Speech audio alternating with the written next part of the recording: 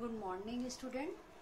फिर से आप सबों का मेरे क्लास में स्वागत है। मैं आदित्य प्रकाश जनान टीचर ट्रेनिंग कॉलेज से प्रोफेसर राखी कुमारी आप लोगों का पिछले क्लास में मैंने जेंडर स्कूल एंड सोसाइटी का कॉन्सेप्ट बताया था। आज कोरोना वायरस का लहर बहुत तेजी से बढ़ रहा है। उसके कारण हम शिक्षक होने के कारण मेरा उत्तरदायित्व है कि आप लोगों तक शिक्षा घर बैठे ही पहुंचाएं। आप लोग घर में रहकर सुरक्षित रहकर वीडियो के माध्यम से, ऑनलाइन के माध्यम से शिक्षा ग्रहण करें। ठीक है। तो पिछले क्लास में जो हमने आप लोगों को बताया था, उम्मीद करते हैं आप लोग समझ गए होंगे। तो आज का मेरे क्लास में टॉपिक है नेचर ऑफ एजुकेशन सोशियोलॉजी। शिक्षा की प्रकृति, शिक्षा समाजशास्त्र की प्रकृति है क्या? ठीक है। यह एक क्या है? समाजशास्त्र क्या है? यह एक शिक्षा समाजशास्त्र क्या है? वैज्ञानिक है और यह समाजशास्त्र की शाखा है, ब्रांच है। ठीक है। यह विभिन्न ब्रांचों से समाजशास्त्र क्या है? एक वैज्ञानिक है। दूसरा क्या है कि यह वस्तुनिष्ठ या प्रयोग सिद्ध तथा सैद्धांतिक है। कहने का तात्पर्य कि यह एक विषय पर मौजूद वैज्ञानिक ज्ञान का क्या है? संकलन है।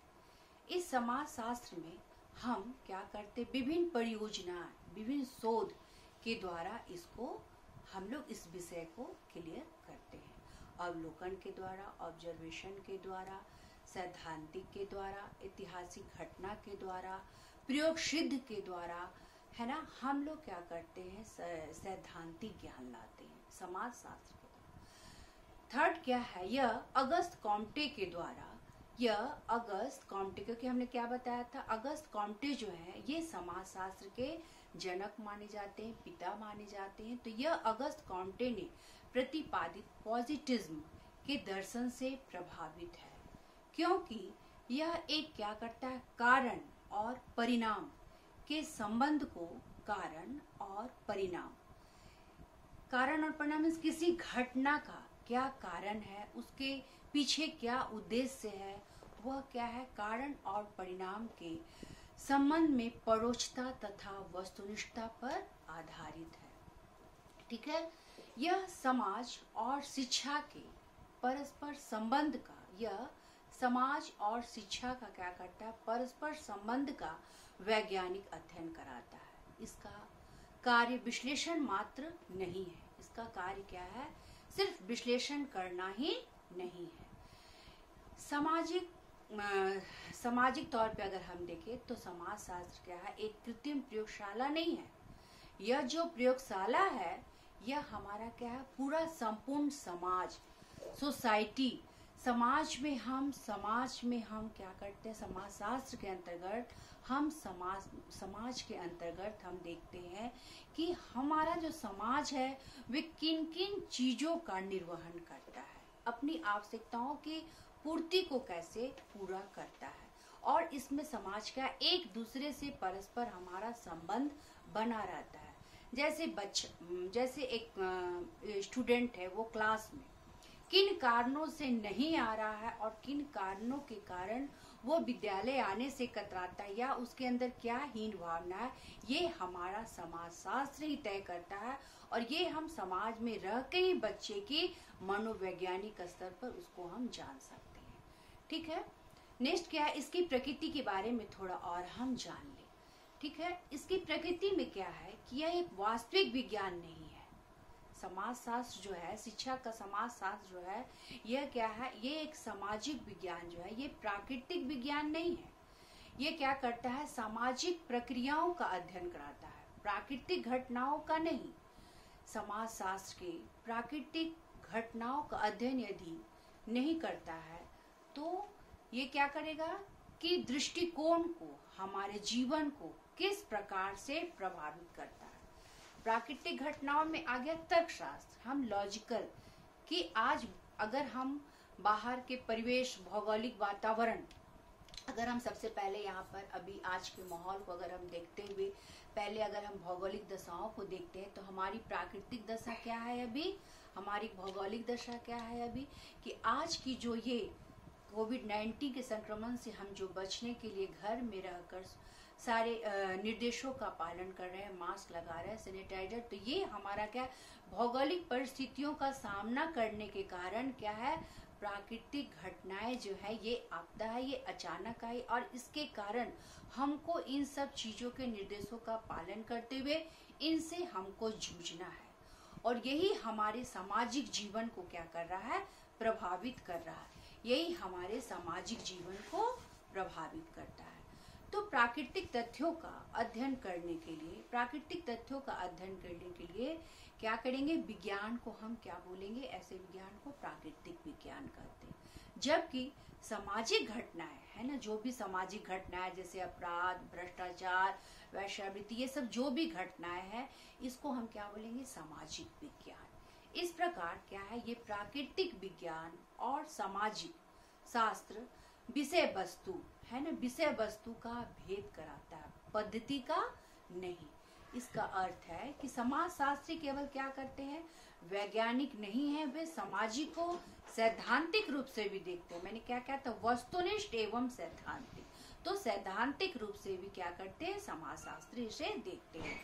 अब यह वास्तविक, दूसरा हम देखेंगे, यह एक वास्तविक विज्ञान है कि आदर्शात्मक विज्ञान है। इसकी प्रकृति में बहुत तरह के, तो हम इसको वास्तविक विज्ञान माने शिक्षा समाज शास्त्र को, कि आदर्शात्मक विज्ञान माने। तो समाज शास्त्र क्या है, केवल शिक्षा समाज शास्त्र जो है केवल हमारा वास्तविक परिस्थिति अर्थात क्या है, हमारा समाज क्या है का अध्ययन कराता है और क्या होना चाहिए, क्या होना चाहिए, इसका आदर्श से क्या है, कोई संबंध नहीं है, आदर्श ज्ञान से इसे कोई संबंध नहीं है। ऐसा केवल है ना, ऐसा केवल इसलिए है क्योंकि समाज शास्त्र क्या है, एक विज्ञान है। ऐसा केवल इसलिए है क्योंकि समाज शास्त्र क्या है, हमारा एक विज्ञान है। और विज्ञान होने के नाते हमें क्या करना पड़ता है, भविष्य की आदर्श नीतियों और संबंधित न होकर वर्तमान परिस्थितियों, जो हमारा वर्तमान परिस्थितियों के आधार पर जो हम निष्कर्ष प्रस्तुत करते हैं वही हमारा क्या हो जाता है, वास्तविक विज्ञान।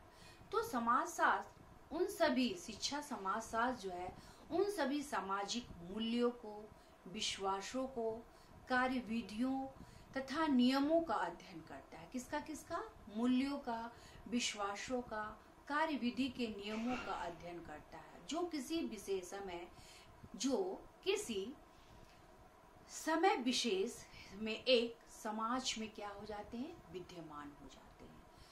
यह सभी का कल्पना अथवा सुधार क्या है, भ्रांति में नहीं होता है ना। इसलिए समाज शास्त्र को हम क्या करेंगे, आदर्श विज्ञान न कहकर, आदर्श विज्ञान न कहकर हम इसे क्या कहेंगे, वास्तविक विज्ञान है। ये किसे, ये वीर स्ट्रीट जो थे, आप लोग कुछ मुख्य बिंदुओं को नोट कर सकते हैं। वीर स्ट्रीट नामक जो समाज शास्त्री थे, उन्होंने क्या कहा कि समाज शास्त्र एक वास्तविक विज्ञान है, समाज शास्त्र एक वास्तविक विज्ञान है। अब हम नेक्स्ट जानते हैं इसकी नेचर के अंतर्गत कि समाज शास्त्र विशुद्ध विज्ञान है कि व्यवहारिक विज्ञान है।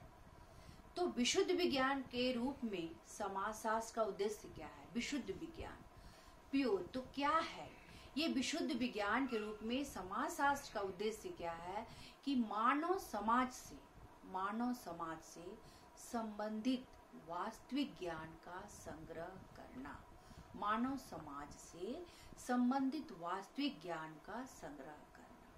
कहने का मतलब कि हम विशुद्ध विज्ञान के अंतर्गत मानव समाज, कि हम समाज में आके पारस्परिक संबंध और पारस्परिक जो निर्भरता रहता है, अंतर समूह बाह्य समूह के अंतर्गत जो हम कुछ सीखते हैं है ना, वो हमारा क्या है, एक ज्ञान का संग्रह बन जाता है। और उस ज्ञान का उपयोग है ना, उस ज्ञान को उपयोग में लाना नहीं। ज्ञान का संग्रह है, लेकिन उस ज्ञान का है ना, उस ज्ञान का उपयोग, उस ज्ञान के उपयोग में लाना है। विशुद्ध विज्ञान सैद्धांतिक होता है, जबकि व्यवहारिक विज्ञान का कार्य क्या है कि कार्य रूप में, व्यवहारिक विज्ञान का रूप है कि कार्य के रूप में परिणत हो जाना। व्यवहार, किसी मानव का व्यवहार क्या है, एक दूसरे को देख के अगर हम उस व्यवहार में परिणत हो गए, जैसे अगर ज्यादातर हम विज्ञान को अगर संकेत करते हैं, इंडिकेट करते हैं, तो किससे? भौतिक शास्त्र विज्ञान, जीव विज्ञान, तो रसायन शास्त्र विज्ञान, जीव विज्ञान, इन सब चीजों से हम इसे संकेत करते हैं। तो विशुद्ध विज्ञान और चिकित्सा विज्ञान, ये सब क्या है? व्यवहारिक शाखा है। समाजशास्त्र भी एक क्या है? विशुद्ध विज्ञान है, अर्थात वह केवल सामाजिक सिद्धांतों का निर्माण करता है। वह केवल सामाजिक सिद्धांतों का निर्माण करता है, उसे सामाजिक जीवन पर लागू नहीं करता। उन्हें व्यवहार में लाने का कार्य किसका रहता है? सोशल वर्क का, सामाजिक कार्य तथा दूसरे विशिष्ट सामाजिक विज्ञान करते हैं। अब हम नेक्स्ट देखेंगे कि सामाजिक समाजशास्त्र, जो हमारा शिक्षा का समाजशास्त्र है, वह एक अमूर्त विज्ञान है। अमूर्त विज्ञान है या मूर्त नहीं है। अमूर्त विज्ञान है, मूर्त नहीं है। तो समाजशास्त्र हमेशा क्या करता है? समाज का अध्ययन करता है। समाज आदिम समाज से अध्ययन करते आ रहा है। तो इसमें हम उन सामाजिक संबंधों का अध्ययन करते हैं। वे स्वयं में अमूर्त है ना, वे दिखाई नहीं देते, वे स्वयं में अमूर्त है। उसे स्पष्ट करते हुए फिर इन्होंने बीरस्ट्रीट का क्या कहना है कि समाजशास्त्र जो है वे मानवीय घटनाओं के मूर्त प्रदर्शन में विश्वास नहीं करता। वे मानवीय घटनाओं के मूर्त प्रदर्शन में विश्वास नहीं करता, बल्कि उन स्वरूपों में, प्रतिमानों में, मूल्यों को मान्यता देता है जो कि घटनाओं से संबंधित है। जैसे उदाहरण के लिए अगर देखें तो शिक्षा समाजशास्त्र में विशेष युद्ध तथा क्रांति की व्याख्या है ना। समाजशास्त्र में विशुद्ध क्या है? विशुद्ध विशेष रूप से अगर हम देखें तो विशेष युद्ध अथवा क्रांति की व्याख्या न करके उनकी व्याख्या करना है जो केवल सामाजिक संघर्ष की एक क्रिया के रूप में और सामाजिक तथ्य के रूप में करेगा। इसी अर्थ में हम क्या बोलेंगे कि समाजशास्त्र क्या है? अमूर्त विज्ञान है, मूर्त नहीं है। ठीक है। नेक्स्ट क्या है? समाजशास्त्र सामान्य विज्ञान है कि विशेष विज्ञान है? ये जनरल विज्ञान है कि स्पेशल विज्ञान है? ये हम लोग देखेंगे। तो समाजशास्त्र में हम सभी सामान्य संबंधों का अध्ययन करते हैं। ज्यादातर समाजशास्त्र में हम सामान्य संबंधों का अध्ययन करते हैं। इसमें जैसे विभिन्न नातेदारी की, परिवार से संबंध की, समाजशास्त्र एक सामान्य विज्ञान है इसको, लेकिन कुछ विशेष संबंधों का नहीं है। वास्तव में सभी आर्थिक है, राजनीतिक है, धार्मिक है, वैज्ञानिक संबंध, ये सब क्या होते हैं? विशेष होते हैं। लेकिन सामान्य विज्ञान क्या है? इसके अंतर्गत क्या है? अमूर्त, जो दिखाई नहीं देते, परिवार, नातेदारी, रिश्ते, ये सब क्या है? हमारा अमूर्त है, जो कि इसके संबंधों में व्याख्या करना है ना, जो कि एक दूसरे से रक्त संबंधों से बंधे रहते हैं। तो वैज्ञानिक संबंध विशेष होते हुए भी कुछ सीमा तक सामान्य होते हैं। अर्थात इन सभी सामाजिक विज्ञानों में कुछ न कुछ मान्य है और तत्व जरूर पाए जाते हैं। समाजशास्त्र ऐसे तत्वों का अध्ययन करने के कारण एक सामान्य विज्ञान कहा जाता है। क्या कहा जाता है? समाजशास्त्र ऐसे तत्वों का अध्ययन करने के कारण क्या हो जाता है? एक यह सामान्य विज्ञान है। अब बात यह है कि समाजशास्त्र किसी घटना का विवेचन करते समय किसी एक कारण को ही महत्व नहीं देता।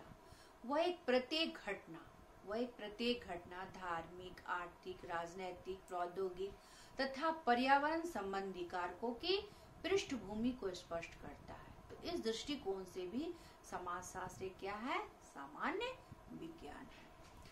नेक्स्ट पॉइंट है शिक्षा समाजशास्त्र जो है वो तार्किक है कि अनुभव सिद्ध विज्ञान है? समाजशास्त्र तार्किक है कि अनुभव सिद्ध विज्ञान है? वैज्ञानिक पद्धति के अंतर्गत जो हम इसमें समाजशास्त्र के अंतर्गत में हम विभिन्न तरह के सर्वेक्षण करते हैं, करने जाते हैं, तो वैज्ञानिक पद्धति के द्वारा हम वहाँ पर उन तथ्यों का संकलन करके उसका अध्ययन करते हैं, जिन्हें तर्क के आधार पर हम स्पष्ट करते हैं। इसलिए क्या है, यह अनुभव सिद्ध, जाकर घटना क्षेत्र में जाके हम खुद अपने आंखों के द्वारा अवलोकन जो करते हैं वो क्या है, मेरे लिए अनुभव सिद्ध विज्ञान है। क्योंकि समाजशास्त्र कार्य क्षेत्र के आधार पर, समाजशास्त्र कार्य क्षेत्र के आधार पर रहकर किसी विषय तथा समस्या से संबंधित व्यक्ति के विचारों को विशेष महत्व देता है। इसका तात्पर्य क्या है कि सामाजिक तथ्य इस प्रकार होते हैं, यद्यपि तर्क द्वारा प्रमाणित इन्हें क्या करते हैं, नहीं किया जाता, तर्क द्वारा प्रमाणित इन्हें नहीं किया जा सकता, लेकिन क्षेत्र से प्राप्त अनुभवों के आधार पर वे महत्वपूर्ण होते हैं। इस प्रकार समाजशास्त्र एक तार्किक और अनुभव सिद्ध दोनों प्रकार के विज्ञान है, तार्किक और अनुभव सिद्ध। शिक्षा समाजशास्त्र के अंतर्गत अगर हम इसे देखें तो यह एक तार्किक भी है और एक अनुभव सिद्ध विज्ञान है। अब हमें इसके बारे में थोड़ा और जाने, शिक्षा समाजशास्त्र है क्या क्या इसके अंतर्गत। ये सामाजिक विज्ञान है, सोशल साइंस है कि पॉजिटिव साइंस है कि प्योर साइंस है, अमूर्त विज्ञान है, सामान्य विज्ञान है, तार्किक तथा अनुभव सिद्धांत है। ये शिक्षा समाजशास्त्र क्या है ये बताता है। सामाजिक विज्ञान, वास्तविक विज्ञान, विशुद्ध विज्ञान, अमूर्त विज्ञान, सामान्य ज्ञान और तार्किक एवं अनुभव सिद्ध। और क्या नहीं है, प्राकृतिक विज्ञान नहीं है, ठीक है, और आदर्शात्मक विज्ञान नहीं है, और व्यवहारिक विज्ञान नहीं है, और मूर्त विज्ञान नहीं है, और विशेष विज्ञान नहीं है। ठीक है, यहाँ तक आप लोग समझ गए होंगे शिक्षा समाजशास्त्र की प्रकृति है क्या। ठीक है, अब नेक्स्ट हमारा इसी से संबंधित है कि शिक्षा समाजशास्त्र के कारण का अध्ययन क्षेत्र, क्या फील्ड ऑफ एजुकेशन है ना, इसका फील्ड में स्कोप क्या क्या है, ये हम आज फिर इसकी चर्चा करेंगे। तो जहां हम देख लिए कि शिक्षा समाज की प्रकृति के अंतर्गत सामाजिक क्षेत्र में भी है, शैक्षिक क्षेत्र में भी है, राजनीतिक क्षेत्र में भी है, तो इसके बहुत से प्राकृतिक क्षेत्र में भी, तो इसके बहुत से क्या है क्षेत्र है ना, विस्तृत है, व्यापक रूप से है। तो इसीलिए हम इसके अंतर्गत क्या बोलेंगे कि शिक्षा समाज का जो क्षेत्र है वो बहुत विस्तृत है तथा आगे और विस्तृत होता जाएगा। आगे क्या है, जैसे जैसे विस्तृत होता जाएगा, कैसे, जैसे हमारा शिक्षा समाजशास्त्र में आए दिन हमारी समस्याएं क्या है, बढ़ती जाएंगी। जैसे जैसे शिक्षा में है ना, जैसे जैसे शिक्षा का व्यापक रूप से विस्तार होगा, नई टेक्नोलॉजी के माध्यम से विस्तार होते जा रहे हैं, जैसे आज हम जिस माध्यम से आपसे जुड़ रहे हैं, तो जैसे जैसे शिक्षा का हमारा माध्यम में विस्तार होगा वैसे वैसे हमारा समाजशास्त्र का जो क्षेत्र है वो क्या होता जाएगा, विस्तृत होता जाएगा। और जैसा कि हमने ऊपर बताया, जैसे शिक्षा पर समाज की संरचना, सामाजिक और सांस्कृतिक व्यवस्थाओं और परिस्थितियों तथा परिवर्तनों, जैसे शिक्षा की सामाजिक संरचना, सामाजिक सांस्कृतिक व्यवस्था और परिस्थितियों तथा परिवर्तनों का जो प्रभाव पड़ता है तथा शिक्षा का समाज पर जो कुछ भी प्रभाव हमें दिखाई देता है, जैसे जो भूतकाल में, वर्तमान काल में और आने वाले भविष्य काल में, ये सभी पक्ष क्या है, हमारे शिक्षा समाजशास्त्र विषय के क्षेत्र का क्या करते हैं, निर्धारण करते रहेंगे, भूतकाल में भी, वर्तमान काल में भी और भविष्य काल में भी। ठीक है, तो भूतकाल, वर्तमान काल और भविष्य काल ये क्या कर रहे हैं, हमारे समाज को सामाजिक व्यवस्था और सामाजिक परिवर्तन, सामाजिक व्यवस्था में कौन सा चीज है ना, कौन सा चीज जो है, जो जैसे कौन सा बीज है जो हम अगर बीज को बोते हैं तो कैसे सामाजिक व्यवस्था, कौन सा बीज जो है जो अंकुरित होगा, जो समाज के लिए उपयोगी होगा। और सामाजिक परिवर्तन क्या है कि हमारा आए दिन समाज क्या है, गतिशील प्रक्रिया है, ये क्या स्थिर नहीं है और हमेशा ये परिवर्तन होते रहता है। समाज में आए दिन परिवर्तन होने के कारण क्या है, इसमें जैसे आज के डेट में ऋतु विज्ञान के अंतर्गत अगर हम देखते हैं तो विशेषज्ञों की अगर हम जांच करते हैं तो क्या है, हमारा मौसम विभाग भी क्या है, आए दिन समाज के अनुसार हमारा परिवर्तन होता है। हर क्षेत्र में, फैशन के क्षेत्र में, आर्थिक के क्षेत्र में, चिकित्सा विज्ञान के क्षेत्र में, तो हमारा ये जो सामाजिक परिवर्तन है वे हर क्षेत्र में क्या है, वर्तमान काल को देखते हुए, भविष्य काल को देखते हुए इसके क्षेत्र में क्या है, व्यापक रूप से विस्तार होता है। और जैसे जैसे इसका विस्तार होगा वैसे वैसे शिक्षा में भी क्या होगा, व्यापक रूप से विस्तार होगा। ठीक है, अब हम इसके अंतर्गत फील्ड ऑफ एजुकेशन सोशियोलॉजी, क्या इसके क्षेत्र में क्या क्या किन चीजों के आधार पे इसका क्षेत्र व्यापक रूप से बढ़ेगा, उस सब चीज को आप लोग, मुख्य बिंदुओं को आप लोग नोट कर सकते हैं। दुर्खिम ने शिक्षा समाजशास्त्र संबंधी बहुत गंभीर महत्वपूर्ण माने जाते हैं। दुर्खिम जो है दुर्खिम क्या है, समाजशास्त्री विद्वान है। दुर्खिम ने शिक्षा समाज संबंधी बहुत गंभीर महत्वपूर्ण माने जाते हैं। उन्होंने क्या कहा कि शिक्षा शास्त्र जो है वे अन्य किसी भी विज्ञान की तुलना में समाज शास्त्र पर बहुत घनिष्ठता पूर्वक निर्भर है। समाज शास्त्र पर क्या है, बहुत ही अधिक घनिष्ठ संबंध करने का मतलब लोग दोनों एक दूसरे के पूरक हैं। शिक्षा के नेक्स्ट दूसरा पॉइंट है, शिक्षा के किन उद्देश्यों का, दुर्खिम के अनुसार शिक्षा के किन उद्देश्यों का अनुसरण करना चाहिए, इसके निर्धारण में समाजशास्त्र की प्रमुख भूमिका होती है। शिक्षा में समाजशास्त्र क्या होती है, प्रमुख भूमिका होती है। थर्ड क्या है, समाजशास्त्र एक तर्कपूर्ण शिक्षा शास्त्र की आधारशिला है। समाजशास्त्र एक तर्कपूर्ण शिक्षा शास्त्र की आधारशिला है। Sociology is a foundation stone of A regional education. तो समाजशास्त्र एक तर्कपूर्ण शिक्षा शास्त्र की आधारशिला है। शिक्षा युवा पीढ़ी की समाजीकरण है। शिक्षा युवा पीढ़ी के समाजीकरण है। जैसे आज हमारा जो समाज में युवा पीढ़ी है वो समाज के अनुरूप ही अपने आप को बदलता है।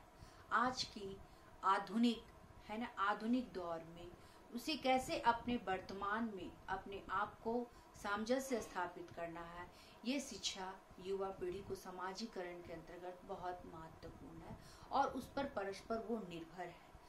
शिक्षा व्यक्ति में वे कुशलताएं विकसित करती हैं जिनकी वे अपने भविष्य के व्यवसाय में, शिक्षा जो है व्यक्ति में वैसी कुशलताएं विकसित करती हैं जिसके कारण क्या है, बच्चे जो है अपने व्यवसाय में सफलता हासिल कर सके, जीविकोपार्जन के क्षेत्र में कदम बढ़ा सके। वो शिक्षा व्यक्ति जितनी कुशलताएं उनकी रहेंगी तो व्यवसायिक क्षेत्र से तकनीकी के क्षेत्र में सारे माध्यम उनके पास खुला द्वार है। और शिक्षा व्यक्ति को कुशलताएं जब तक नहीं लाएंगी उनके अंतर्गत, कुशलताएं शुभ अशुभ का संकेत नहीं देंगी शिक्षा के द्वारा, तब तक वो अपने व्यवसाय में सफल नहीं हो सकता। इसीलिए कहा गया है कि शिक्षा आजीवन चलने वाली प्रक्रिया है। शिक्षा आजीवन चलने वाली प्रक्रिया है। शिक्षा से तात्पर्य केवल विद्यालय शिक्षण से नहीं, वरन शिक्षा की प्रक्रिया का प्रारंभ मानव के जन्म लेने के ही समय से शुरू हो जाता है। शिक्षा की प्रक्रिया का प्रारंभ मानव के जन्म लेने के समय से ही हो जाता है और उसके मृत्यु पर्यंत तक चलता रहता है। ब्राउन, शिक्षा शास्त्री ब्राउन के अनुसार कहे हैं कि शिक्षा एक चेतनाभूत नियंत्रित प्रक्रिया है। शिक्षा एक चेतनाभूत नियंत्रित प्रक्रिया है जिसके द्वारा व्यक्ति के व्यवहार में परिवर्तन लाया जाता है। व्यक्ति के व्यवहार में, क्योंकि शिक्षा के कारण ही मानव में क्या आया है, विवेकशील प्राणी है, जिज्ञासु प्राणी है, जिसके कारण वो क्या है, एक नियंत्रण में रहकर अपने व्यवहार में विभिन्न नियमों, विभिन्न आदर्शों के आधार पर वे अपने आप को परिवर्तन करता है और व्यक्ति के द्वारा वह समूह में भी अपने आप को ढालता है। जैसे जिस ढांचा में वे रहेगा और यहाँ पर क्या है, नियंत्रित प्रक्रिया, अगर नियंत्रित प्रक्रिया में वो कार्य नहीं करेगा तो हमारा समाज क्या है, विघटित हो जाएगा। ठीक है, यहाँ तक आप लोग समझ गए। आगे हम फिर इसी से रिलेटेड नेक्स्ट पॉइंट बताते हैं। सामाजिक, आर्थिक, स्वास्थ्य संबंधी, सामाजिक, आर्थिक, स्वास्थ्य संबंधी या किसी दूसरे उचित सामाजिक मूल्य संबंधी वही शिक्षा है। सामाजिक, आर्थिक, स्वास्थ्य संबंधी या किसी दूसरे उचित सामाजिक मूल्य संबंधों की वही शिक्षा है। शिक्षा समाजशास्त्र का उद्देश्य क्या है? उपयुक्त शिक्षा के अर्थ के द्वारा निम्न प्रकार से दिया जा सकता है। शिक्षा समाजशास्त्र के अनुसार बालकों में क्या होनी चाहिए? जनतांत्रिक, प्रजातांत्रिक, राष्ट्र की भावना और सामाजिक गुणों तथा सामाजिक दृष्टिकोण का विकास करना शिक्षा का हमारा क्या है? प्रथम उद्देश्य है।